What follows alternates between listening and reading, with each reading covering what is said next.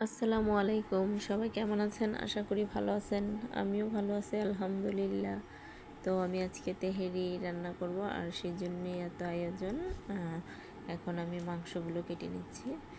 গরু মাংসগুলো ছোট ছোট পিস করে নিলাম, একদম ছোট করেছি, যে দেখতেই পাচ্ছেন। তো এখন আমি এই মাংসগুলো ধুয়ে নেব ভালোভাবে। গরু মাংসটা আমি ধুয়ে নিচ্ছি। এখানে মাংসগুলো আমি ধুয়ে নিলাম, আর আমি আবারও একটু ধুয়ে নিচ্ছি ভালো করে। এখানে মাংস ধোয়া শেষ করে আমি এখন পোলার চাউলগুলো ধুচ্ছি। চাউলটাকেও ভালো করে ধুয়ে নিই।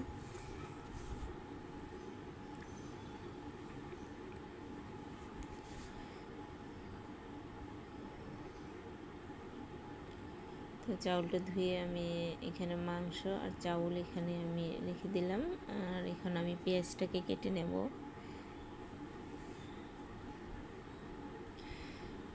পেঁয়াজ কেটে আমি রেখে দিলাম। এখানে মাংস আর চাউল এখন আমি বসিয়ে দিচ্ছি।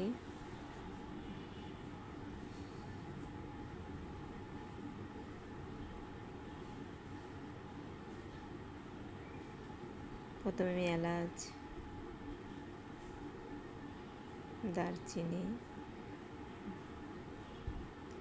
লং, গরম মশলা আর তেজপাতা দিয়ে দিচ্ছি। পেঁয়াজগুলো দিয়ে দিচ্ছি আমি। এখন পেঁয়াজটাকে ভালোভাবে ভেজে নিচ্ছি।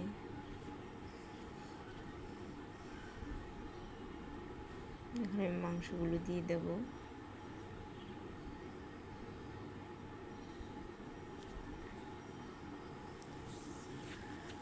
ভালোভাবে নেড়ে এখানে তেহারির মশলাটা দিয়ে দেবো। তেহারির মশলা আমি দিয়ে দিচ্ছি, পুরোটাই দিয়ে দিলাম তেহারির মশলা। আর আদা রসুন বাটা আমি দিয়ে দিলাম পুরোটাই, যতটুকু ছিল পরিমাণ মতোই ছিল, তো আমি দিয়ে দিচ্ছি। এখন আমি ভালোভাবে নেড়ে একটু সময়ের জন্য ডেকে দেব।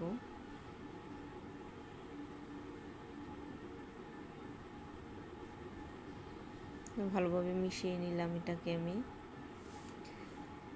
এখন আমি কিছু সময়ের জন্য এটাকে ডেকে দেব।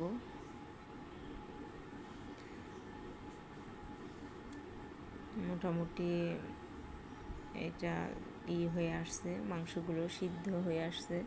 এখনও সিদ্ধ হয়নি, একটু নাড়াচাড়া দিয়ে আমি আর একটু পানি দিয়ে আর একটু ভালোভাবে সিদ্ধ করে নেব।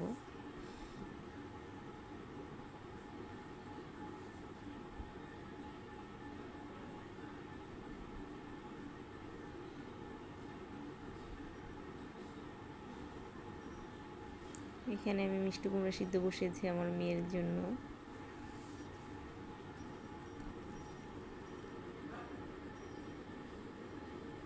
আর এখানে আমি একটু দুধ গুলে নিলাম। আমি এখানে মাংসটাই দিয়ে দেব। মাংসতে আমি দিয়ে দিচ্ছি।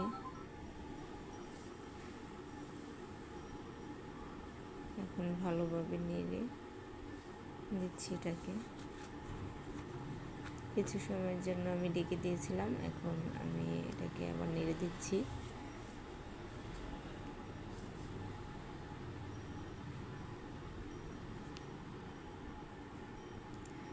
তো এটা সিদ্ধ হয়ে গেছে, আমি এখন এটাকে নামিয়ে নিলাম। এখন আমি পোলাওটা করে নেব। তেল দিয়ে দিলাম পাতিলে। দারচিনি, এলাচ, লং আর গরম মশলা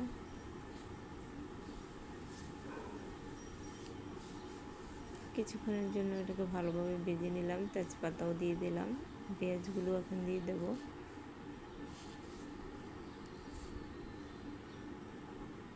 আমি এটাকে বাদামি বর্ণ করে নিলাম, যে ভেজে বাদামি বর্ণ করে নিলাম। এখন আমি এতে পোলার চাউলগুলো দিয়ে দেব। আগে থেকে ধুয়ে রেখেছিলাম পোলার চাউলগুলো, তো আমি এখন দিয়ে দেব পোলার চাউলটা। পোলার চাউলগুলো আমি দিয়ে দিচ্ছি। পেঁয়াজের কালারটা বাদামি বর্ণ হয়েছে, খুবই সুন্দর লাগতেছে। তো আমি একটু ভালোভাবে নেড়ে চেড়ে দিচ্ছি।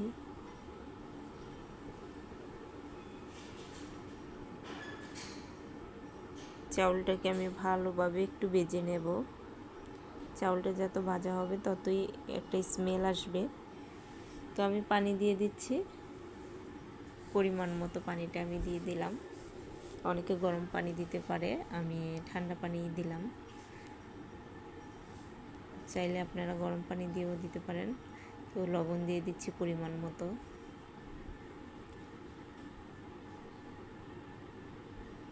এখন আমি কিছুক্ষণের জন্য ঢেকে দেব। আর আমি একটা লং নিলাম, যাতে এই পাশ দিয়ে দিলাম, যাতে ভাপটা না বের হয়, এতে করে চাউলটা ফুটবে ভালোভাবে। তো আমি আবারও একটু নেড়ে দিচ্ছি আর মাংসগুলো দিয়ে দিচ্ছি। তো এর জন্য যে মাংসগুলো আমি আগেই কষিয়ে রেখেছিলাম সেগুলো এখন দিয়ে দিচ্ছি।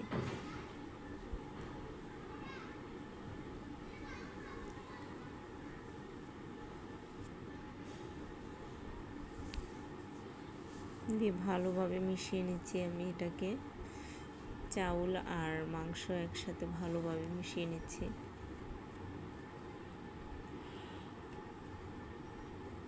আর চাউলটা ভালো করে সিদ্ধ হওয়ার আগেই মাংসটা দিয়ে দিতে হবে, না হলে নরম হয়ে যাওয়ার সম্ভাবনা থাকে।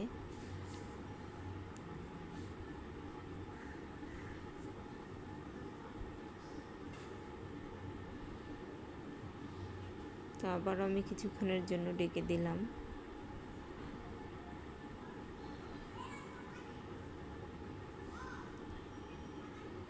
চাউলটাকে আবার আমি ভালোভাবে নেড়ে দিচ্ছি, যাতে ভালোভাবে সিদ্ধ হয়, না হয় নিচে দিয়ে লেগে যেতে পারে।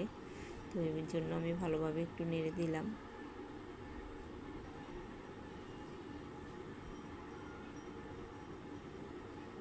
আর একটু ঘন ঘন নাড়তে হবে, যাতে করে নিচে দিয়ে না লেগে যায়,